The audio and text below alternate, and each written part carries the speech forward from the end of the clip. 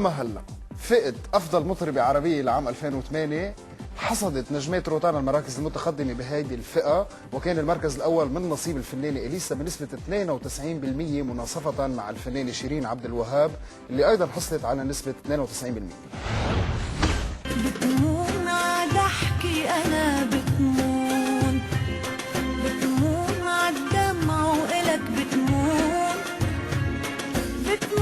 يا قلبي عينك على 2008 ما اختلف الوضع كثير بهيدي الفئة، فنجمات روتانا حصدوا بدورهم أهم المراكز وإجت النتائج على الشكل التالي.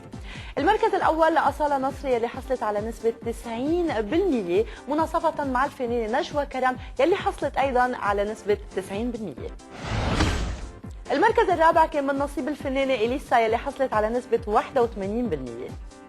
مبروك لأصالة نصري، نجوى كرم وإليسا فوزهم عن فئة أفضل مطربة جماهيرية لعام 2008. أيضا عن كلفة المراكز الأولى وحصدت نجاح كبير من خلال النتائج التالية.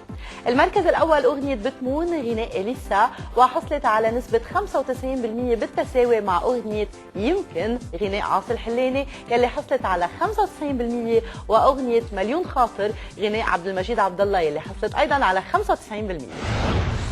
بتمون عضحكي أنا بتمون عالدمع وإلك بتمون يا قلبي عينك على قلبي ما كان يمكن لو ما أنت تكون معذور لو جن القلب معذور بعيون عم تغزو الحلا معذور مين اللي ما بيحبك يا ويلي من قلبك مغرور قلبك يا حلو مغرور.